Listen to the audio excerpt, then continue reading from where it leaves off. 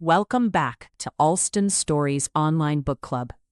In this video, we'll be starting The Duke and I, the very first book in the Bridgerton series, written by Julia Quinn. This book follows Simon Basset and Daphne Bridgerton as they navigate love, pride, and all the messy, complicated things that come with it. The text will be up on the screen so you can follow along, and we'll have a few breaks in between where we'd love for you to share your thoughts in the comments below. Without further ado, let's start the reading of the prologue. The birth of Simon Arthur Henry Fitzranulph Basset, Earl Cliveden, was met with great celebration. Church bells rang for hours, champagne flowed freely through the gargantuan castle that the newborn would call home, and the entire village of Cliveden quit work to partake of the feast and holiday ordered by the young earl's father. "This is no ordinary baby," the baker said to the blacksmith. For Simon Arthur Henry Fitzranulph Basset would not spend his life as Earl Cliveden. That was a mere courtesy title. Simon Arthur Henry Fitzranulph Basset, the baby who possessed more names than any baby could possibly need, was the heir to one of England's oldest and richest dukedoms. And his father, the 9th Duke of Hastings, had waited years for this moment. As he stood in the hall outside his wife's confinement room, cradling the squalling infant, the Duke's heart near burst with pride. Already several years past 40, he had watched his cronies, dukes and earls all, beget heir after heir. Some had to suffer through a few daughters before siring a precious son, but in the end, they'd all been assured that their lines would continue, that their blood would pass forward into the next generation of England's elite. But not the Duke of Hastings. Though his wife had managed to conceive 5 times in the 15 years of their marriage, only twice had she carried to full term, and both of those infants had been stillborn. After the 5th pregnancy, which had ended with a bloody miscarriage in the 5th month, surgeons and physicians alike had warned their graces that they absolutely must not make another attempt to have a child. The Duchess's very life was in danger. She was too frail, too weak, and perhaps, they said gently, too old. The Duke was simply going to have to reconcile himself to the fact that the dukedom would pass out of the Basset family. But the Duchess, God bless her, knew her role in life, and after a 6-month recuperative period, she opened the connecting door between their bedrooms, and the Duke once again commenced his quest for a son. 5 months later, the Duchess informed the Duke that she had conceived. The Duke's immediate elation was tempered by his grim determination that nothing, absolutely nothing, would cause this pregnancy to go awry. The Duchess was confined to her bed the minute it was realized that she'd missed her monthly courses. A physician was brought in to visit her every day, and halfway through the pregnancy, the Duke located the most respected doctor in London and paid him a king's ransom to abandon his practice and take up residence at Cliveden Castle temporarily. The Duke was taking no chances this time. He would have a son, and the dukedom would remain in Basset hands. The Duchess experienced pains a month early, and pillows were tucked under her hips. Gravity might keep the babe inside, Stubbs explained. The Duke thought that a sound argument, and once the doctor had retired for the evening, placed yet another pillow under his wife, raising her to a 20-degree angle. She remained that way for a month. And then finally, the moment of truth arrived. The household prayed for the Duke, who so wanted an heir, and a few remembered to pray for the Duchess, who had grown thin and frail, even as her belly had grown round and wide. They tried not to be too hopeful. After all, the Duchess had already delivered and buried 2 babes, and even if she did manage to safely deliver a child, it could be, well, a girl. As the Duchess's screams grew louder and more frequent, the Duke shoved his way into her chamber, ignoring the protests of the doctor, the midwife, and her Grace's maid. It was a bloody mess, but the Duke was determined to be present when the babe's sex was revealed. The head appeared, then the shoulders. All leaned forward to watch as the Duchess strained and pushed, and then the Duke knew that there was a God, and he still smiled on the Bassets. He allowed the midwife 1 minute to clean the babe, then took the little boy into his arms and marched into the great hall to show him off. "I have a son," he boomed, "a perfect little son." And while the servants cheered and wept with relief, the Duke looked down upon the tiny little Earl and said, "You are perfect, you are a Basset, you are mine." And while the servants cheered and wept with relief, the Duke looked down upon the tiny little Earl and said, "You are perfect, you are a Basset, you are mine." The Duke wanted to take the boy outside to prove to everyone that he had finally sired a healthy male child, but there was a slight chill in the early April air, so he allowed the midwife to take the babe back to his mother. The Duke mounted one of his prized geldings and rode off to celebrate, shouting his good fortune to all who would listen. Meanwhile, the Duchess, who had been bleeding steadily since the birth, slipped into unconsciousness and then finally just slipped away. The Duke mourned his wife. He truly did. He hadn't loved her, of course, and she hadn't loved him, but they'd been friends in an oddly distant sort of way. The Duke hadn't expected anything more from marriage than a son and an heir, and in that regard, his wife had proven herself an exemplary spouse. He arranged for fresh flowers to be laid at the base of her funereal monument every week, no matter the season, and her portrait was moved from the sitting room to the hall, in a position of great honor over the staircase. And then the Duke got on with the business of raising his son. There wasn't much he could do in the first year, of course. The babe was too young for lectures on land management and responsibility, so the Duke left Simon in the care of his nurse and went to London, where his life continued much as it had before he'd been blessed by parenthood, except that he forced everyone, even the king, to gaze upon the miniature he had painted of his son shortly after his birth. The Duke visited Cliveden from time to time, then returned for good on Simon's second birthday, ready to take the young lad's education in hand. A pony had been purchased, a small gun had been selected for future use at the fox hunt, and tutors were engaged in every subject known to man. "He's too young for all that," Nurse Hopkins exclaimed. "Nonsense," Hastings replied condescendingly. "I don't expect him to master any of this anytime soon, but it is never too early to begin a duke's education." "He's not a duke," Nurse muttered. "He will be." Hastings turned his back on her and crouched beside his son, who was building an asymmetrical castle with a set of blocks on the floor. The Duke hadn't been down to Cliveden in several months and was pleased with Simon's growth. He was a sturdy, healthy young boy with glossy brown hair and clear blue eyes. Okay, let's pause here, because I need to talk about Simon's mother. In most Regency-era novels, women are either hopelessly naive or desperately unhappy. But this is one of the few times, and it's something I love about Julia Quinn's writing, that a woman carries as much pride in her role as any man does. Julia writes her women strong, and though this character doesn't make it past chapter 1, she is a fierce. She fought for her son. It's never a good experience as a child that your mother passed away, bringing you into the world, but it is a loud testament to her strength and love. Simon had a lot of pride, and he probably got that from his father. But his determination, his tenacity, that was all the Duchess. She could have been sad about losing 5 babies. She could have played the victim and wallowed in her shame. But she didn't. Unlike her husband, who threw a man tantrum because he had no heir, and then the one he got wasn't what he expected. So he took himself off, mourned, and asked God why he was being punished. She stood up. She faced her responsibility and willed her success into being. What a firecracker. What did you think about the Duchess? Share your thoughts in the comments, and then let's get back to the chapter. "What are you building there, son?" Simon smiled and pointed. Hastings looked up at Nurse Hopkins. "Doesn't he speak?" She shook her head. "Not yet, Your Grace." The Duke frowned. "He's 2. Shouldn't he be speaking?" "Some children take longer than others, Your Grace. He's clearly a bright young boy." "Of course he's bright. He's a Basset." Nurse nodded. She always nodded when the Duke talked about the superiority of the Basset blood. "Maybe," she suggested, "he just doesn't have anything he wants to say."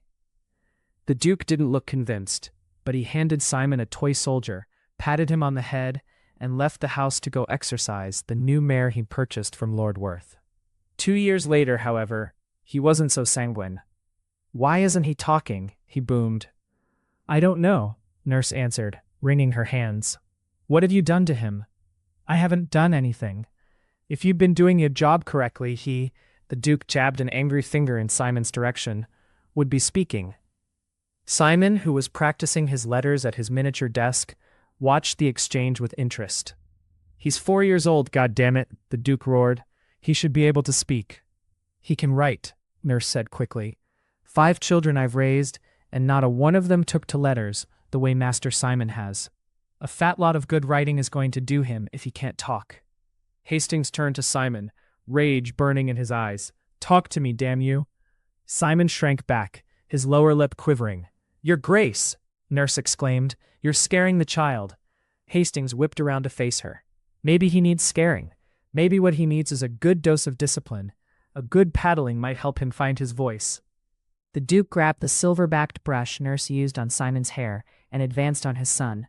I'll make you talk, you stupid little— No, Nurse gasped. The Duke dropped the brush.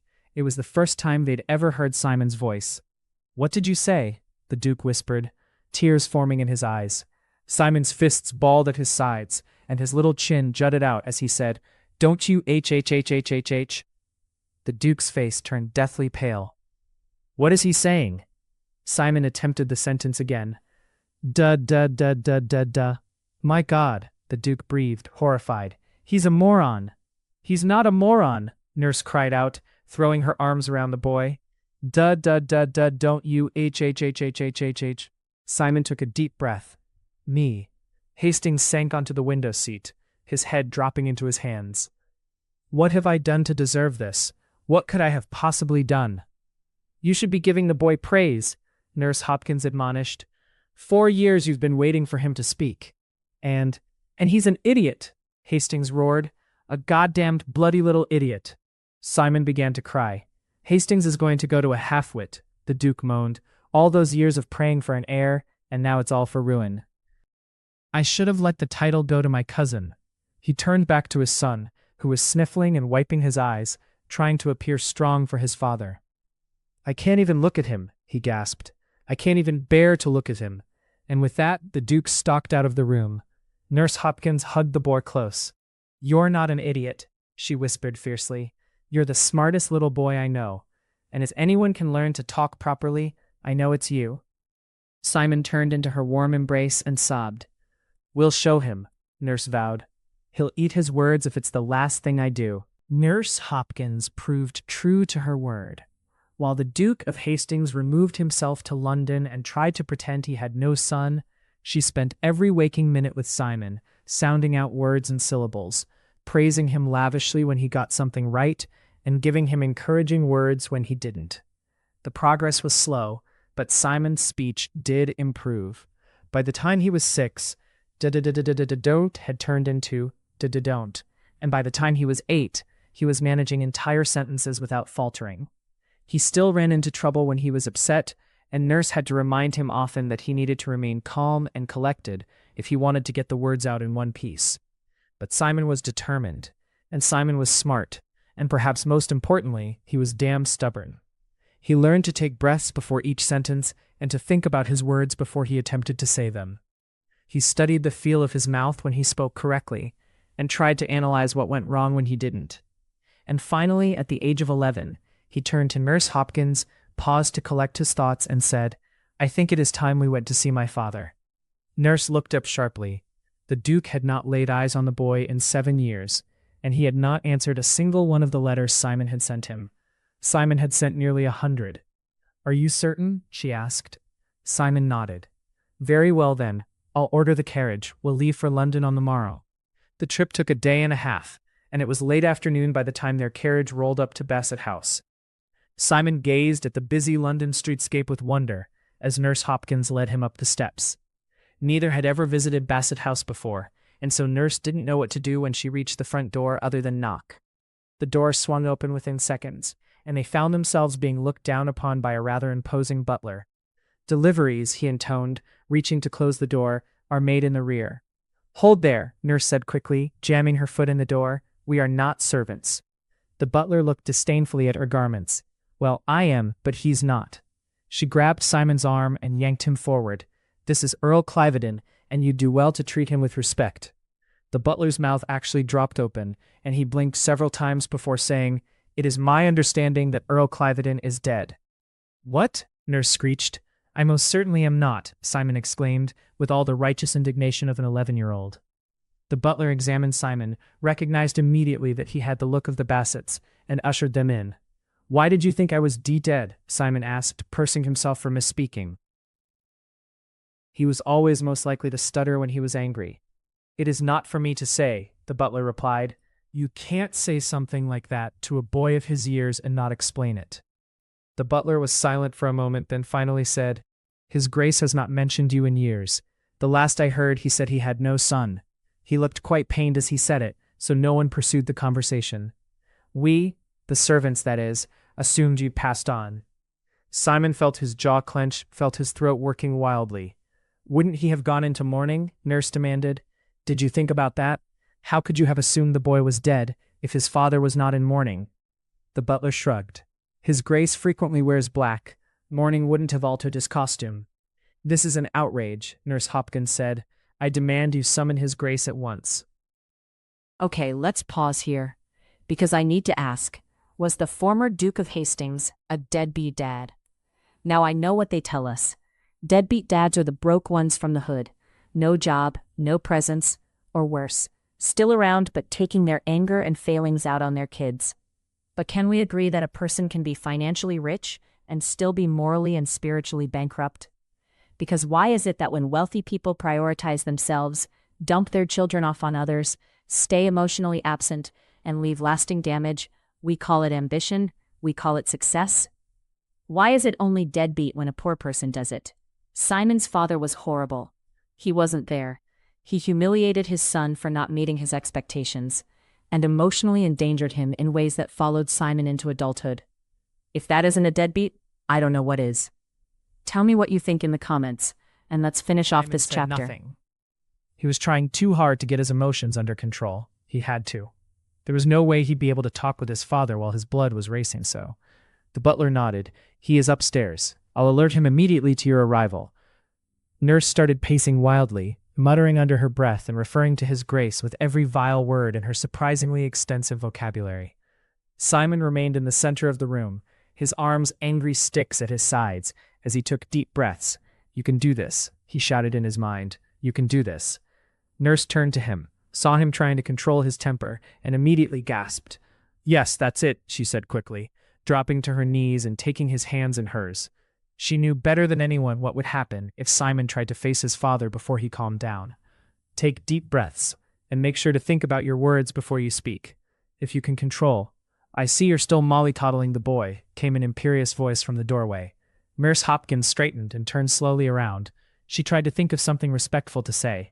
She tried to think of anything that would smooth over this awful situation. But when she looked at the Duke, she saw Simon in him, and her rage began anew. The Duke might look just like his son, but he was certainly no father to him. "You, sir," she spat out, "are despicable. And you, madam, are fired." Nurse lurched back. "No one speaks to the Duke of Hastings that way," he roared. "No one. Not even the king?" Simon taunted. Hastings whirled around, not even noticing that his son had spoken clearly. "You," he said in a low voice. Simon nodded curtly. He'd managed one sentence properly, but it had been a short one, and he didn't want to push his luck. Not when he was this upset.